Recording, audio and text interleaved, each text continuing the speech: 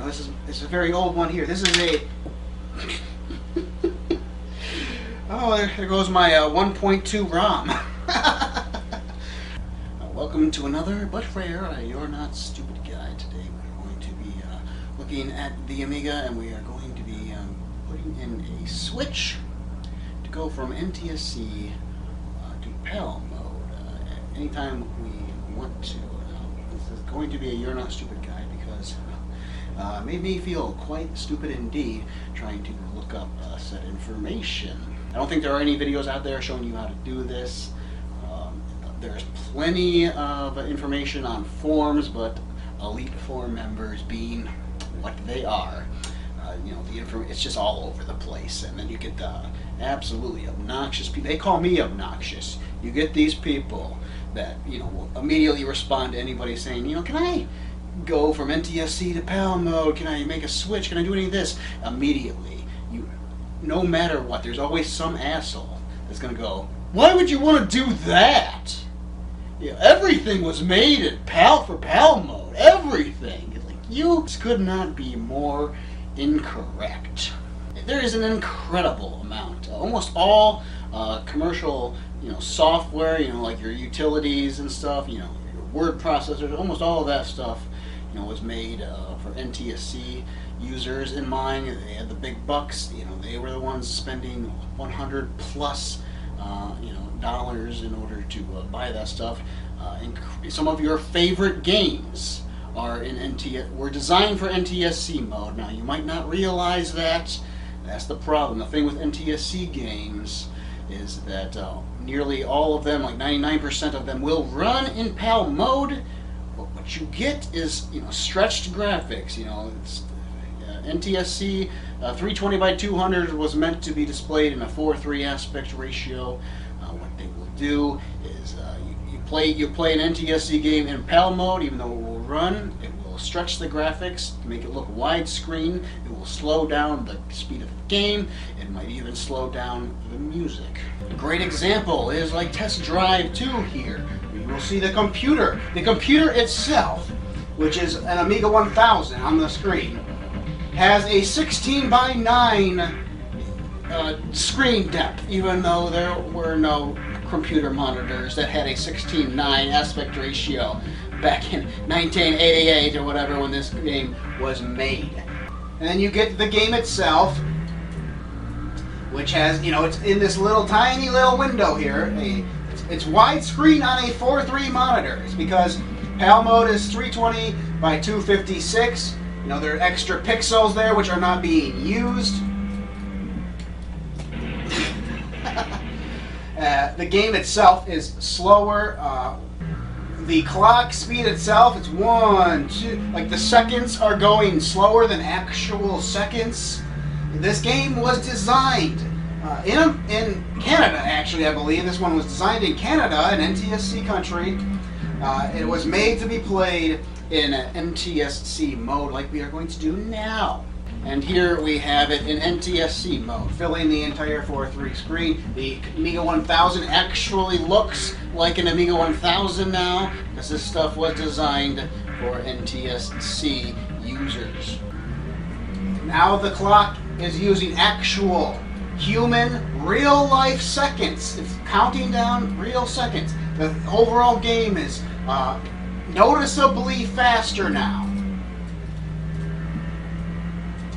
And you are getting the complete experience with the screen filling up the entire monitor now. This is how it was meant to be played. This is how it was meant to be seen. People all the time disparage this game. It runs too slow. It just runs too slow. That's because you are playing it not as designed. Anyway, I've got an entire video for Test Drive 2. I've already done a review for it, and I show on screen at the same time PAL mode and NTSC, so you can see the differences yourself if you want to check that out. And it's not just games made before 1989 or something, okay? Some of your favorite games. Secret of Monkey Island, Indiana Jones and the Fate of Atlantis, Dune and Dune 2. You know, these are games well into the 90s. This stuff was being made for NTSC machines in mind. you should play it as designed in NTSC mode. And the great thing about the Amiga is actually that it's not so difficult to switch between the modes if you actually have the real machine. Of course, if you have an emulator, just flick it into NTSC mode. I got a guide too. I've got a guide on NTSC PAL Amiga issues too, if you want to watch that one. You will notice here again, like you see the disc here. You know, it's an actual disc. That's this is an NTSC. In PAL mode here, you see how much of that disc is like it's just like it's cut off. It's just stretched down, and they make hats. They make hats with this design on it. Put on your hat, and you've got a freaking floppy disk that isn't even a floppy disk. This is how outrageous, some of these people get. They have no clue that this is a thing. NTSC PAL is a major issue, the biggest issue, and nobody seems to care about it except for me and not even a handful of others. But there are a couple others that I've convinced along the way. Now I am going to be modifying the actual motherboard and installing a switch to it. Although for years I've been getting around this. I've been going via software. I'll show you the software that I use. I'll show you how I got around to it for years. Now this Amiga itself had a modification done to it to make it into a PAL Amiga.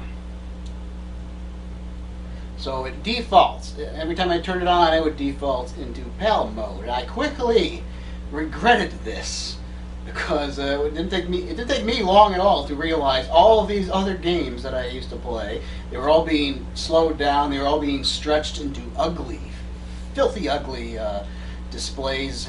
And yes, I got the use of some great PAL games and some great PAL demos, but still, like, I spend 95% of my days in NTSC mode, despite the fact that I had a PAL Amiga. So what I would do is I'd boot the thing into Workbench, I go onto my hard drive, and here I have a program called Degrader. I open up Degrader, and it has lots of options here, like turning your disk drives off, doing your trapdoor memory, turning it into chip memory. Also 60 hertz. You go 60 hertz and 60 hertz system. You go to survive resets, and it will boot it up into NTSC mode.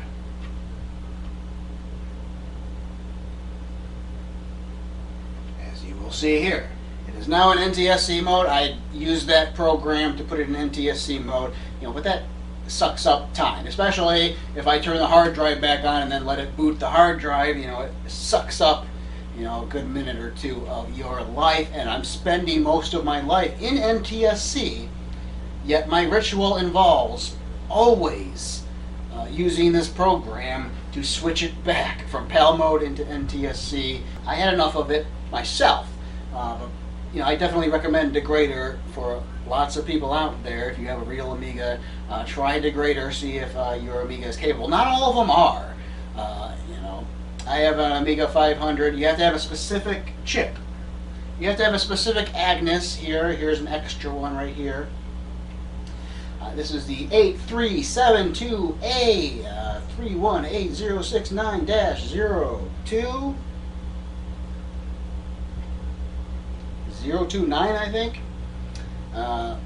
This is the Agnus chip that supports either NTSC or PAL mode. I want to say that you also have to have, somewhat of an ECS compatible motherboard. Along with that, it may be possible with a revision 5 board. You got to look that stuff up. That's the problem. That's why I'm making this guide. It's because the information out there is terrible. It's just absolutely terrible, and it's also. And my guides, they're not 100% authorities at all. It's called the You're Not Stupid guide because sometimes, I feel stupid looking this stuff up, even though I don't think it's information that's above me, and yet the way that it's presented, I feel stupid. Sometimes I don't understand how, why people can't look up stuff themselves, and they still have issues with it.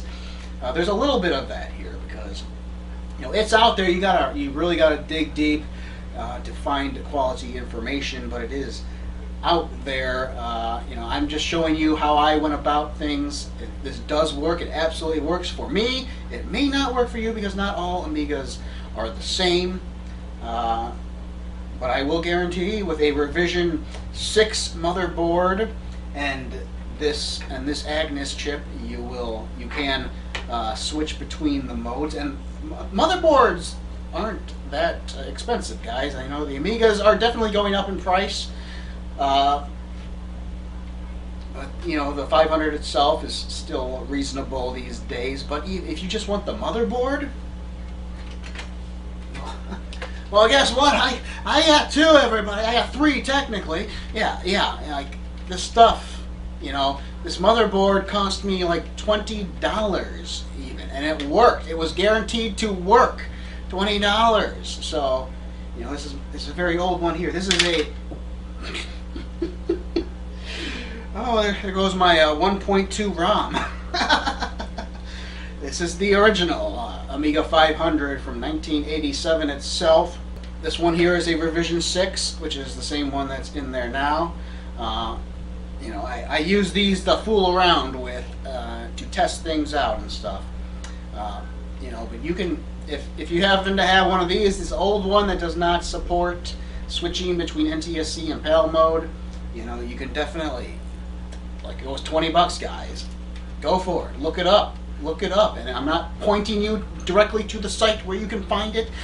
Just look it up. You're not stupid. You can do this stuff yourself. But the way I went about it, I was using a revision 6 motherboard with this particular Agnus chip. And you know, the good thing about this board is it has, you know, a specific jumper on it for NTSC and PAL mode. So all we got to do is solder to that jumper and hook it up to a switch, and we're good. There are other options, like I believe it's like pin 43, I think, is the other way people are describing this. So what you do is you bend out the pin, like here, like this one's bent out here. This is an old Agnus. This is just a test Agnus. You bend it out. You solder to that point there. You also go into the chip housing here, and you solder into that pin there, and then you hook that up to the switch. I thoroughly tested that out, and that's why it might look a little weird to you, because I definitely tested that out. It didn't work. You know, in the end, I went to solder directly to the jumper because I felt that was easier. I wasn't sure at first because it's very overwhelming. These solder joints, they're all so close together and stuff. And Commodore solder is just the toughest stuff on the planet Earth.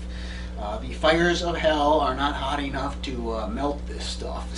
So it's very, it can be very overwhelming to have to deal with some of these solder things. So I actually went modifying the chip itself at first in order to accomplish this. And if you happen to have an NTSC Amiga, a lot of times people will point you to the destructive mods. Definitely don't go the destructive routes though, because yeah, there are options for your chip memory too. You can go to jumper 2 here. I think if you solder them together or something, what you will do is you will tell the Amiga that your trapdoor memory is actually chip memory, where before it would have registered as slow memory. But that's a destructive mod, which, you know, it's better to actually, you know, solder to it, hook it up to a switch, and then you can switch between them, because you never know. There are some games where if you have 1 megabyte chip memory, you know, you'll boot it up and it might just crash it, or it might have the music freak out on you, or it just might run too fast. You know, you can use Degrader, you know, to switch that stuff if you want to. But again, if you're capable of it, definitely recommend the soldering route. And I truly recommend, like, if you only ever do one modification directly to your Amiga motherboard, make it the NTSC PAL modification. You know, there's no shortage of videos on YouTube having all kinds of modifications for your Amiga. You know, you can hook up a flash card, you know, an or an IDE drive or something. You know, or you can just get a GDP drive like I did. Whatever. You know, I don't recommend, you know, if you can only do one mod ever, no, don't make it some stupid hard drive, flash drive mod, because there are other options. You know, if you're only going to do one thing, you know, don't make it the chip memory thing, because it's not that big a deal to do the Degrader. If you're only going to do one thing, make it the NTSC PAL thing, because even though using Degrader is perfectly fine, perfectly usable for most cases, you know, there might be like 1 or 2% of the time I've had issues with that, which is actually why I'm doing the switch. It's for those 1 or 2%. But the thing about, you know, the thing about these issues is if you don't make it easy for people, they don't even care. You know, if you tell people every time you want to go into NTSC mode, boot up this program, you know, click this and click that, and then restart the computer. Even though that is simple, it's easy to do. I've been doing it for years. Some people just look at that information and just dismiss it. But if you can tell them, yeah, you know, do this. I think you're capable of soldering. Get a defective motherboard if you want to like test it out first, just to screw around with the soldering. You know. If you can tell them, if you can get them to install a little switch, and then anytime they want to, they can just flip on, flip off. You know, if you can get them to do that, you know, that might be the answer. You know, make it as easy as possible for people. Degrader is technically easier, but you know, if you don't make it as easy as possible to actually do the thing, you know, in the end, that's what gets to people sometimes. So here I am showing you how to do it as easily as possible in the end, even though what goes behind actually doing it might be a little more complicated. I'll show you how to do it, and you know, here today in this You're Not Stupid guide. I hope you all will enjoy the video. I'll see you later. So we have our Amiga right here, and I've already done the operation, but and I do have video of me actually doing it. But I love you guys, but you're not going to be responsible for me destroying my Amiga, because I felt like commentating while I'm freaking soldering something. So I've already done it, and I will show you the actual video, but I'm also going to show you now just taking it apart and everything. Because why not? We all love taking the Amiga apart. No, we don't. But, you know, sometimes. Get out, you cables, get out. Ugh. And that right there is my switch there, where I ended up installing it. Trapdoor RAM.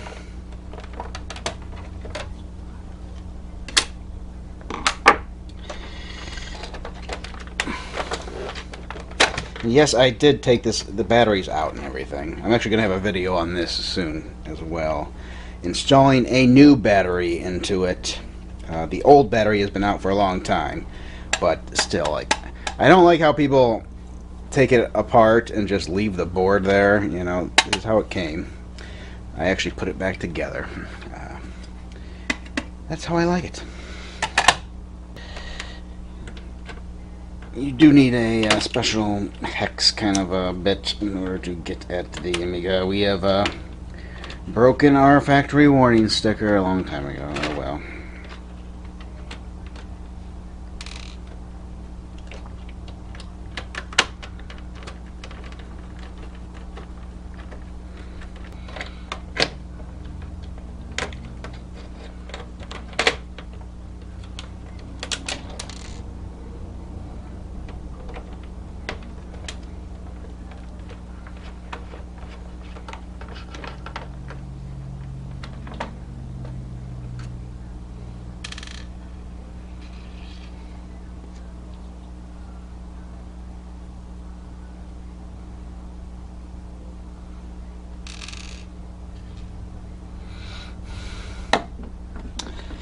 There's a screw there.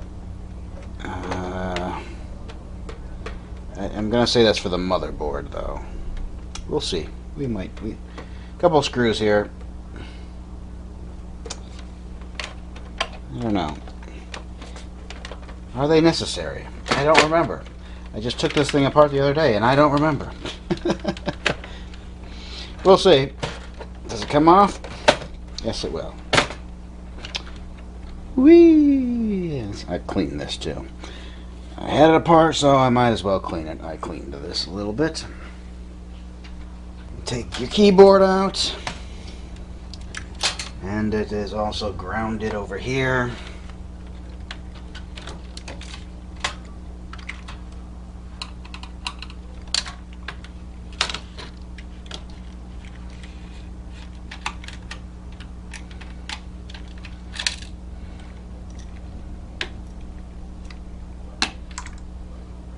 Here is the switch on the inside here. The wires, I got the wires routed 2 different ways just to keep them out of the way, I guess. And again, the plate again. You see people, they take this plate out too. It's here for a reason. It does prevent interference with other devices and stuff. So I do recommend you keep the shielding. Which a lot of people don't seem to keep. And they are held in by the same kind of hex screws.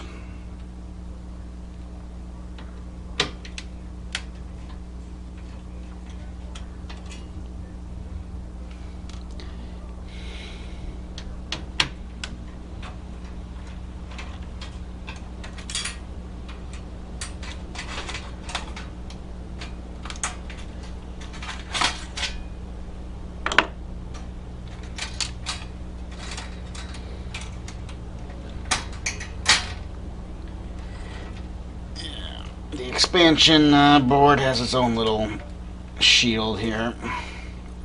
Keep the screws with that sucker.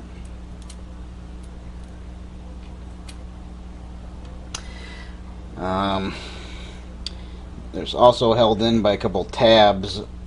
I think all of mine have been ripped apart over the years, so it should just come right out, and it does.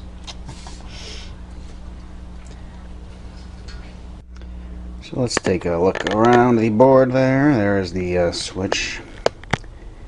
Again, I'll like hot glue these things in eventually when I feel like it. The motherboard itself.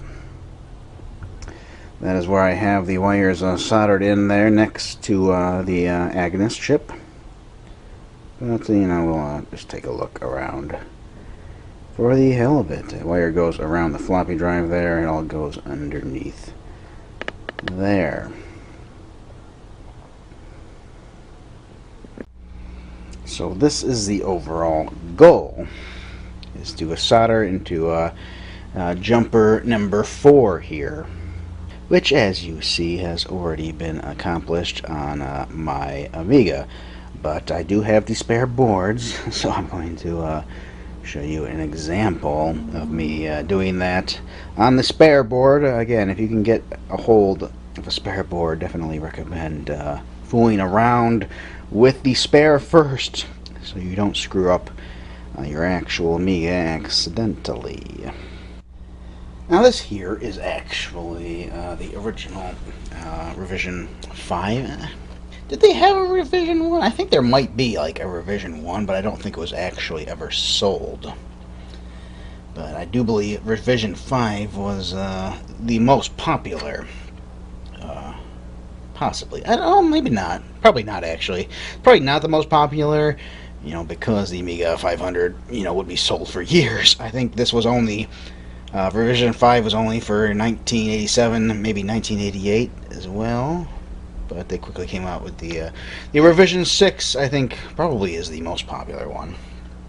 So again, the mod is perfectly good, I think, for most Amiga 500s, I would imagine. But, this is my original Amiga 500, 512K RAM. All of the RAM slots populated on this board. I don't believe this is not a candidate for the NTSC PAL switch, but I did want to show you all this board. I do believe it still works. It worked the last time I tried it, although the original Agnus is a little messed up. So I do think these other, I imagine this Agnus would work. I'm not positive on that, but this is the original Agnus. This is an NTSC only Agnus. I note that it says MOS on it, whereas the newer Agnus, says Commodore something there, CSG. All of these ones have MOS on them. Gary, for some reason, has one of the pins out. I must have done that for a reason, but I have no idea anymore why I did that. And the kickstart is missing, but that's the thing that fell out earlier. It's right here. It's still alive.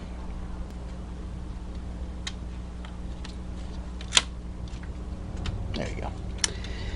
Kickstart 1.2 in there. This is the original Agnus that went in this one.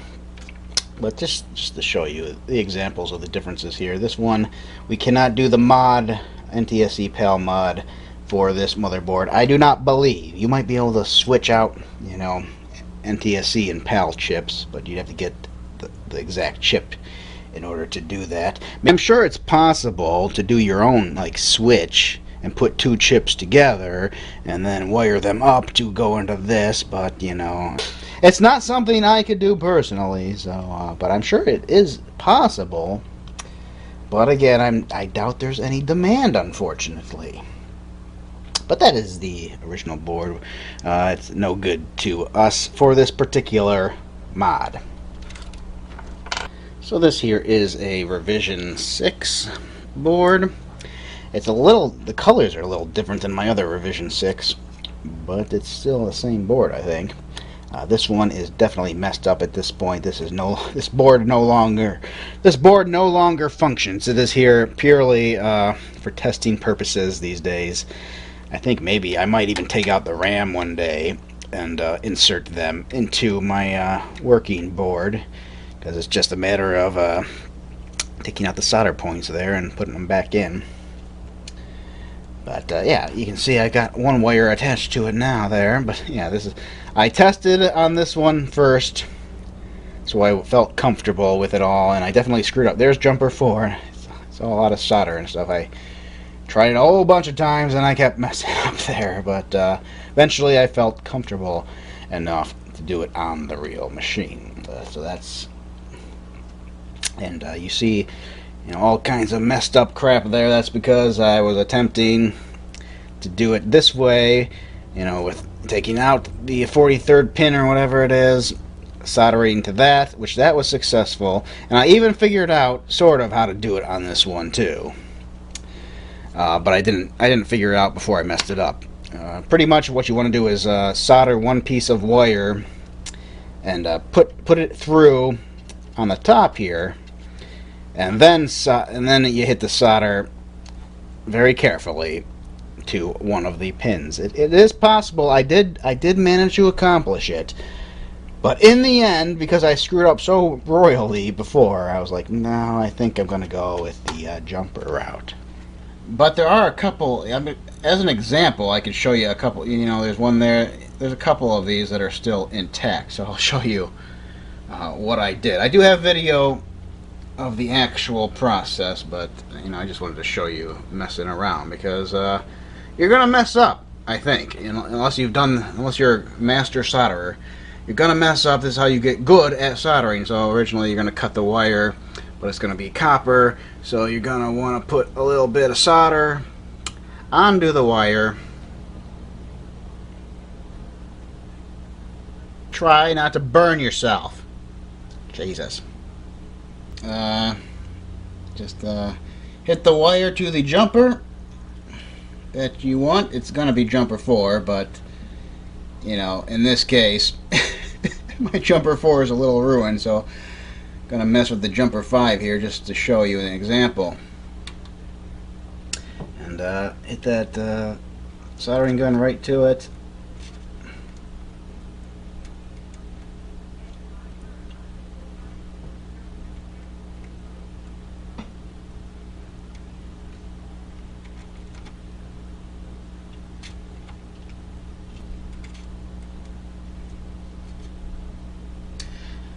should be good right there, I think. Yes, it is. Now it's completely... now I got that wire attached. And we do the same with a second wire.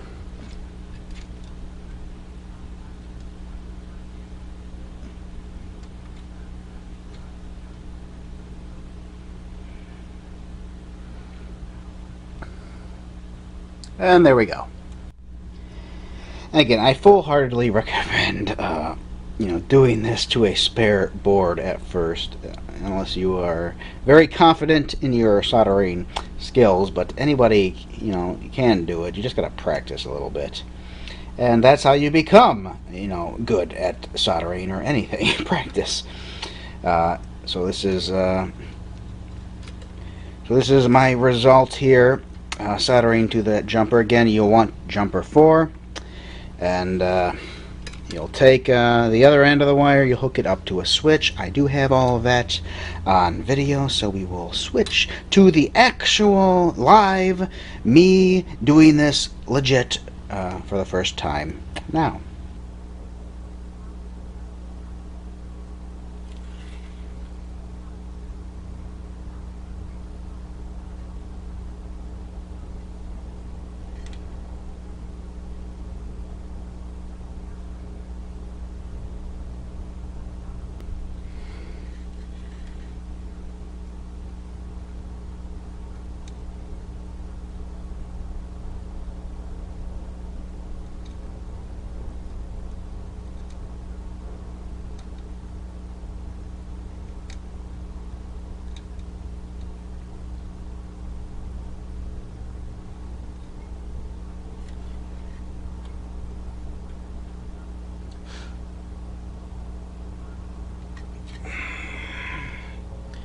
Perhaps. Time to see if we were successful, or if we destroyed our Amiga. Let's turn it around.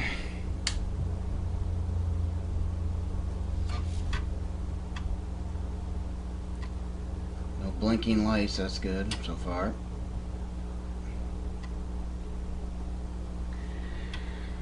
And we have PAL mode, stretched floppy disk. PAL mode.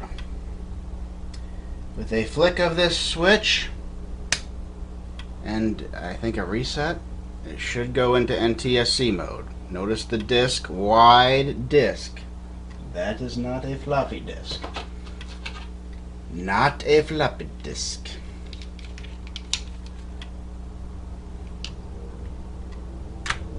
Reset.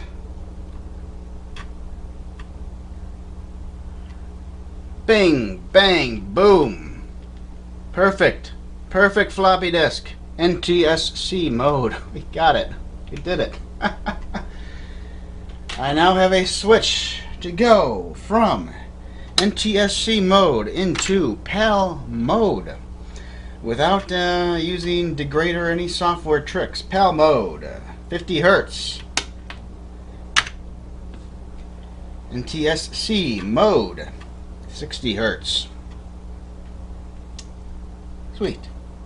Very sweet. Now I gotta figure out where the hell I want to put the holes and crap. But I don't know. I think I'm gonna like this solution a lot better than Degrader. I mean, I've been using that for years, but yeah. I might be the only fucking person on the world that believes it full-heartedly, but I absolutely believe that NTSC games are the best Amiga games, and I have regretted putting this thing into PAL mode ever since, well, pretty soon after I did it, and then I realized everything was stretched and all that crap. Nevertheless, there are some great PAL games and some great PAL demos and such, so I like to have the PAL mode, but I very, very much want to default to NTSC. Because that's where I spent 95% of my days in. NTSC mode, PAL mode, switch. Cool. So at this point we need to pick a spot to drill a hole to fit this sucker in. Really my only options are really the side here This would also be a good one, but then you'd be going right through a sticker, an original sticker. I mean, we have no use for a warning. We know what the Amiga is about, but still, it's an original sticker. Maybe we should not put it there. I don't know. I'm guessing right here. It's probably the best spot for us.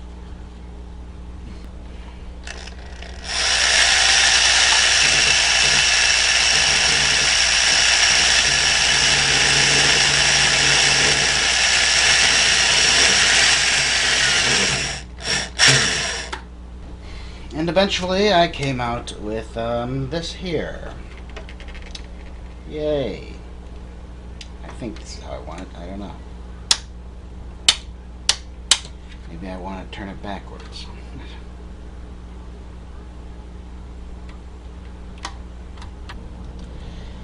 And since I have the solder gun out, I might as well connect these the best way possible, I guess.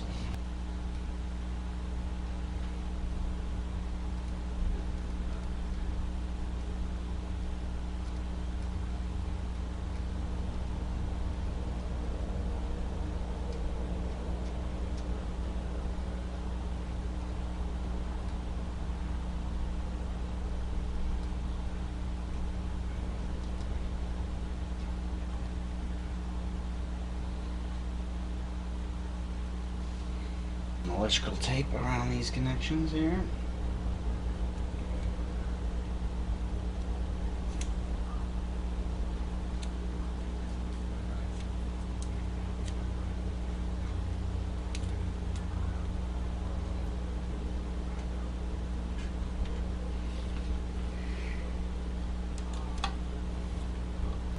And I'll put some around the whole damn thing.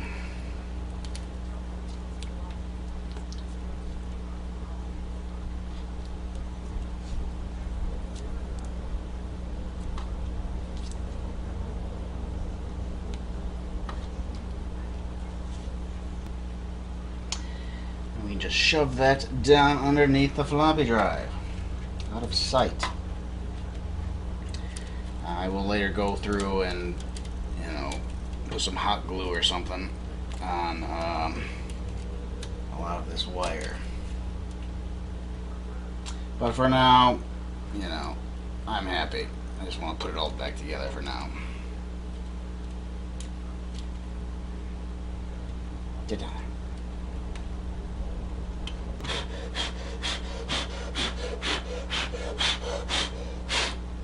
Now I've got a little more hooked up to it. It's still not completely done, but just want to make sure everything's working with my switch on the side here. So I think it should be in NTSC mode right now. We will boot it up and find out, though.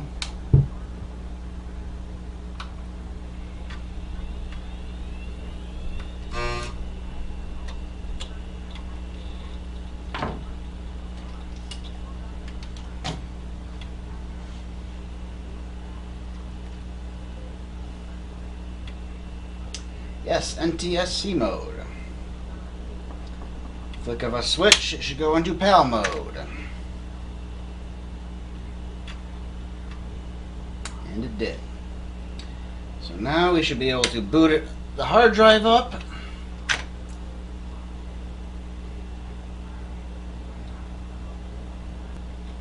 And there she goes in NTSC mode.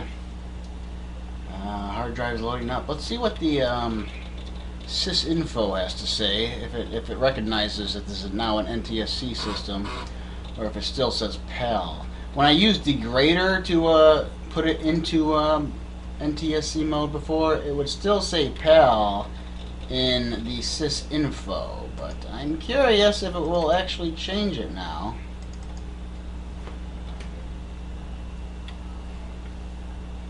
No, it still says PAL. This one seems to know the true identity. I don't know why, but it's not. It is actually in NTSC mode, absolutely. You want to know why I actually wanted to do all of this? Because before I would just use Degrader here. Degrader is right there, and in PAL, I would start the computer, it would load in PAL mode. I would go to Degrader, go to 60 Hertz and 60 Hertz system.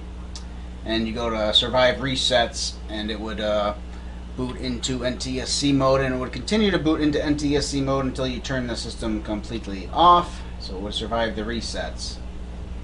The reason I was so gung-ho to actually do this modification was because Degrader would not work when I did this new program, mkick, to artificially boot the system into Workbench 2.1 something. So let's see if it will work. Before it would just screw up. The screen would never unfreeze. I had to run it in PAL mode in order to use Workbench 2.1. Probably because it's doing something with the memory with the NTSC thing, and then it's also doing something with the memory with this kickstart thing. So, but now we're not doing anything with the memory, so it should theoretically boot us into kickstart. Yes, it did. So now we're going to go to DH1 to load up my Workbench 2 files. And here we go. We get the Amiga DOS 2.1 something, and we get it in NTSC mode. I still have much to do when it comes to this version. I gotta do all kinds of things to make it look good.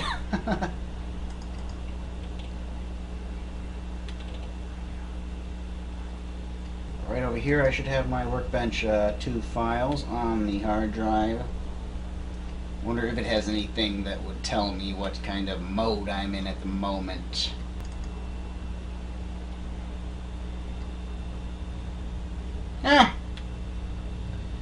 Sysinfo in Workbench 2.1 lists this as NTSC high res, which is not. It's NTSC medium res, but yeah.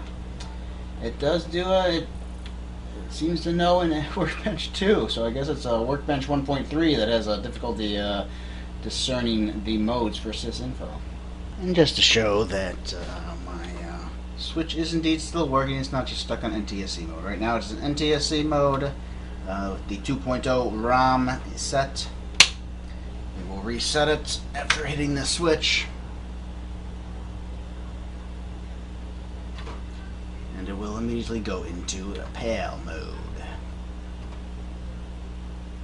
So quite a successful little surgery there, if I do say so myself. Let's put her all back together. So let's put this sucker back together.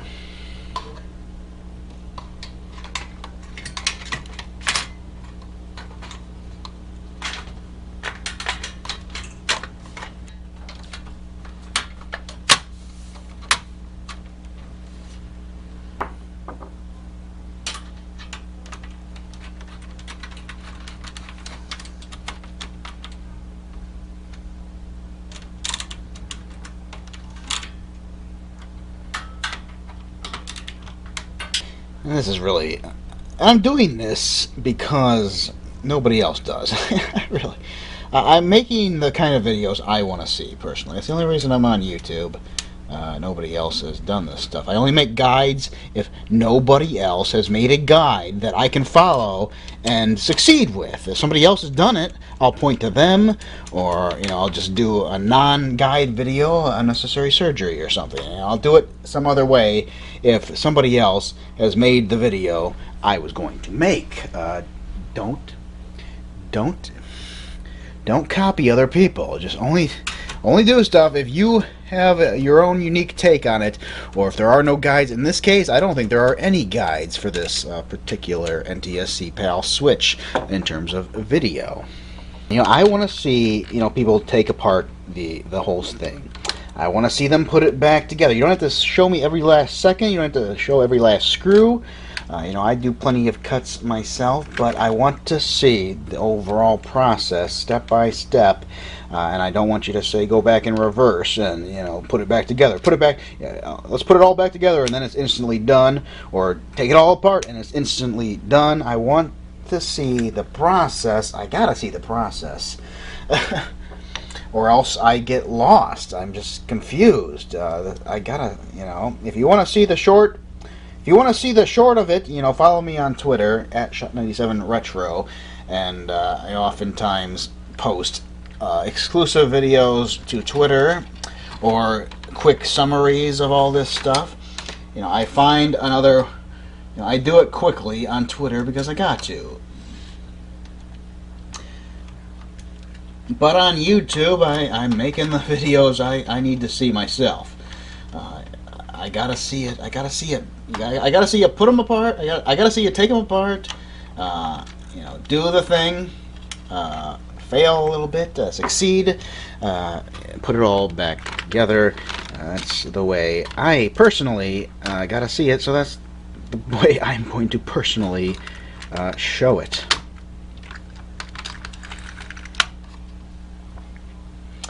Hook up the keyboard back. Next, we will have the case itself.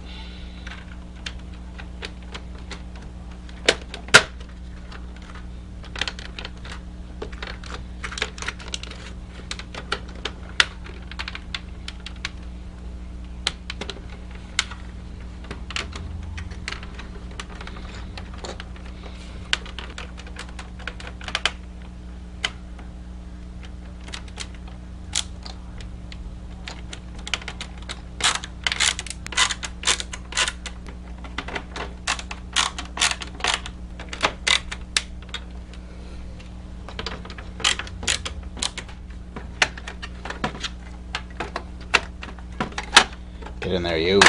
There we go.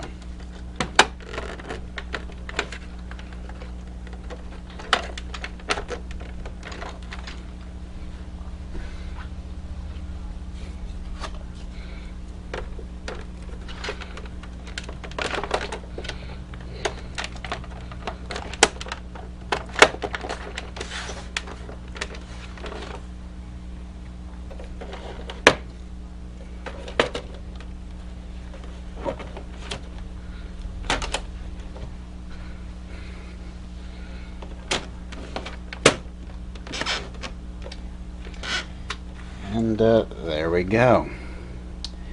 Hard drive and the Amiga. Now we just got to do the cables.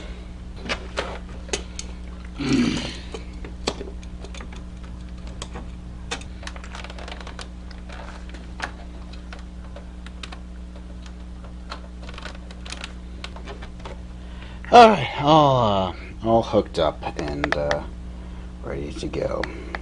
Hell no.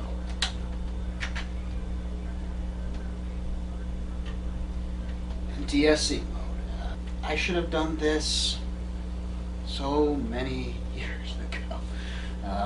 Yeah, it's not the most exciting prospect to, undo everything and hook up a solder gun. It's not.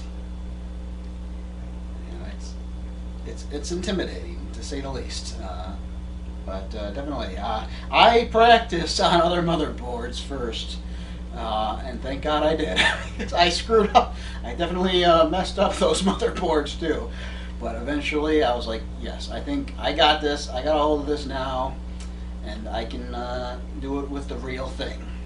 And you know what? If I failed, so what? The motherboards are pretty damn cheap, actually. Get another motherboard if I had to.